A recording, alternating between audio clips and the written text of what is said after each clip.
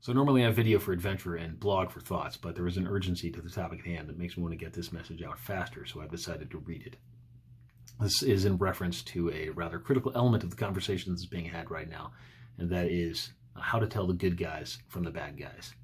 The title of this article is, How Will You Know Them? When I'm sitting beside the fireplace in my old age and telling my grandchildren about being a millennial, the narrative around which I will frame the stories of the 20s will not be about monsters, armies, and invaders. It will be about the blindness of human condition and how no part of human nature has ever or will ever be changed. When my grandchildren ask what happened, I won't point outside to some faraway monster. I will tap them on the chest and tell them the seed for such things lies within the heart of every human being, and how the failure of my generation was to assume that we were special. I will tell them about my generation's rabid attempts to disinvent morality, and how after we young fools declared ourselves successful, we proceeded to write ourselves a blank check for every vice under the sun. Which was okay, because now that we'd said that evil didn't exist, we could never be guilty of committing it. I will tell my grandchildren how we acted as though the 20th century had served to inoculate us from ever being able to commit such atrocities ourselves, and how it was that that very hubris led to what would eventually come to be known as the Second Holocaust. Of course, this hasn't happened yet, and while I pray that it won't, it would seem that the momentum of our culture is in the process of carrying us past the point of no return. I don't know if there is time to reverse the trend and break the grip of hate, but if there is any hope of it happening, it lies in our realization of what we are doing wrong. And what we are doing wrong is murdering scapegoats.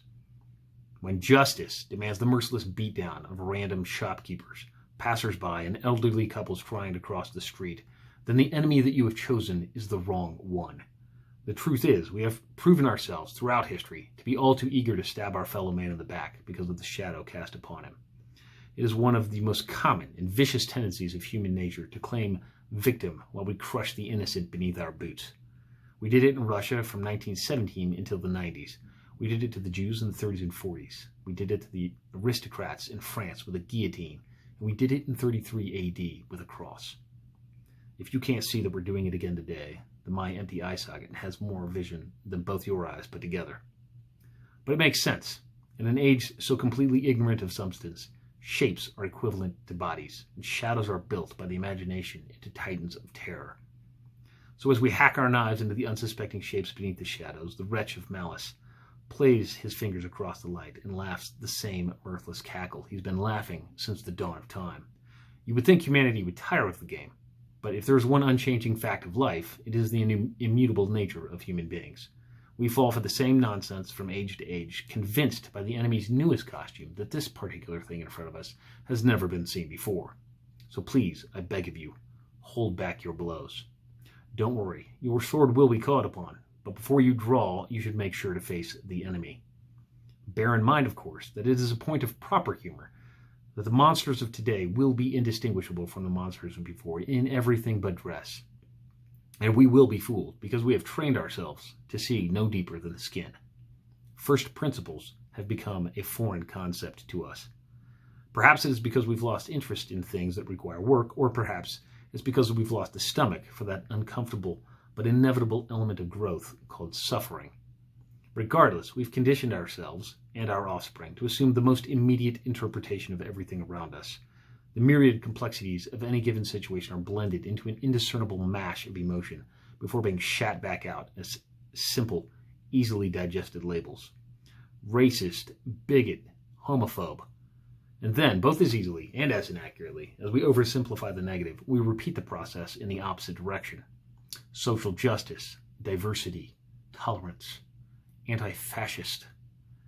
The interesting point is that while the negatives suffer a frequent inaccuracy, the positives are almost exclusively not just inaccurate, but the direct inverse of reality.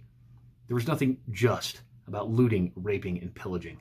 The diversity of the uber-woke has somehow led to the reinstatement of segregation, and it is precisely the tolerance of the social justice warriors that prevents them from having the capacity to permit the practice of religious beliefs, unless, of course, that religion is leftism. And, of course, the anti-fascist. They are the very thing they purport to hate.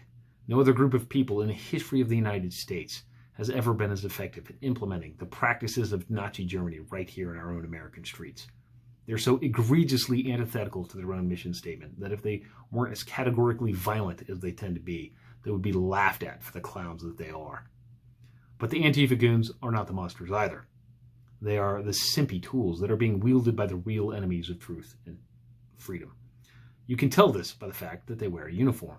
Granted, their blackish clothes and masks are a pitiful sort of costume, uniform only in their attempt to express the desire for conformance, but they're a uniform nonetheless. At the end of the day, there is a degree of order to how they look. And since order enables identity, if not behind the mask, then at least above it, they are but the pawns of the true enemy. No, the monster of today has turned the costume of yesterday inside out. In Nazi Germany, the costume was order, cleanliness, and function. Then, like today, the same evil used this disguise as a cover to drive a genocidal agenda across the entire globe in a bid for world domination. And they would have gotten away with it, too, if it weren't for those meddling kids. By whom, of course, I mean the allied forces of Western civilization. I leave Russia and China out of this because after the Nazis were defeated, they just turned around and did the same thing, only more effectively and with a much higher body count. So if the costume of evil in the 20th century was order, what is the costume of evil today? That's easy. We see it every day, paraded in front of us like the virtue it pretends to be. It is betrayed, however, by what it shares in common with the ethos of Nazi Germany, and that is the absolute nature of its mandate. This particular mandate is for equality and tolerance, and while the burning wreckage of the homes and businesses of the very people they claim to be helping are a testament to the hypocrisy of those protesting brutality, in the end, it doesn't really matter how they would rationalize their violence. Whatever a mob screams at the people they're lynching, their actions tell you all you need to know about the principles that guide them. So as comical as it is that these rioters claim the virtue of their cause and that they are on the, quote, right side of history, it does not, at the end of the day, really matter what their slogans are, whether they are screaming for justice or the blood of infants, which, by the intimacy of their affairs with Planned Parenthood, none of them seem to have a problem supporting. Because true virtue is the opposite of absolutism. Virtue is defined by balance. It is between the extremes. Jumping from one extreme to the opposite does not achieve virtue. One does not correct for gluttony by adopting anorexia, or in this case, vice versa. Virtue is in the mean, and today's monster is anything but balanced. Balance, when applied to policy and enforcement changes, would involve cooperation and the opportunity to implement whatever changes were made. There would be cooperation because all parties involved would recognize that however the chips fall at the end of the day, we would all continue to live and work with one another. But that's not what's happening. What's happening right now is a sustained effort to completely dismantle the country after an immediate and belligerent reaction before justice ever had a chance of being achieved. We need to be clear on this. There is no benefit from attempting to appease the mob with rigged trials, fear-driven acquittals, and bootlicking virtue signals. They are not interested in justice and will not be satisfied with reform. They want to abolish the entire system. They want to dismantle the country as a whole. For heaven's sakes, they are tearing down the monuments. In the past, evil sold itself on order, cleanliness, and function because that was the easy sell, not to discredit their Germanic culture of efficiency, but in the poverty and chaos of a country wrecked by the economic injustices of its victorious enemies after World War I, it becomes easy to value things that work. Even throughout the rest of the world, one could not help but recognize that freedom and sovereignty of the individual inevitably produce at least the inconvenience of unpredictability. For the same reason that order sold before, its opposite must be sold today. Nowhere in the history of humanity, much less throughout the rest of the world, has there ever been a nation as just, as balanced, and as equal in opportunity as the United States. It's ironic that the most hateful enemies of this country are, by and large, made up of people who have never been outside these borders. There are millions of immigrants who can outline for these ignorant turncoats why it is that the United States, despite her historical failures, still stands as a bastion of freedom and opportunity throughout the rest of the world. And that is not an accident. It is the product of the ethos and philosophy with which the founders of this country wrote its Constitution. You can argue quite accurately that this Constitution was for many years not equally applied, but you cannot argue that a better one has ever been proposed, much less implemented. It was the very values and explicit language of this country's Constitution that gave birth to the civil rights movement of the 20th century. Without the words that the forefathers wrote into the Constitution, the same forefathers whose statues are being wrecked, Abolitionists and civil rights activists would not have been able to hold their country accountable for the character that it claimed to be. So since justice and equality of opportunity are built into the order and structure of this country, those are now the very things which must be vilified by the enemy. When virtue is paired with order, order must be destroyed. That is why the new costume of choice for the old evil is anything and everything that is disordered.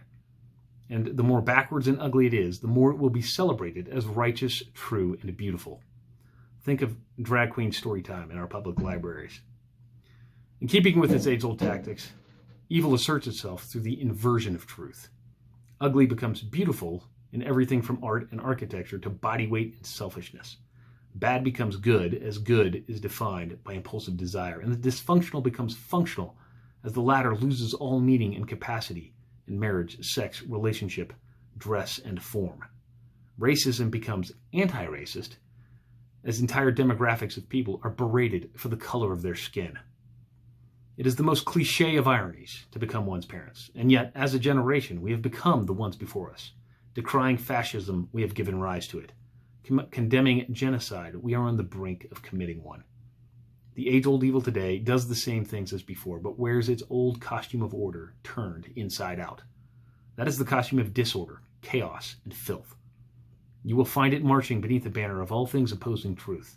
It is the banner that rejects the science of biology. It is the banner that rejects the value of human life.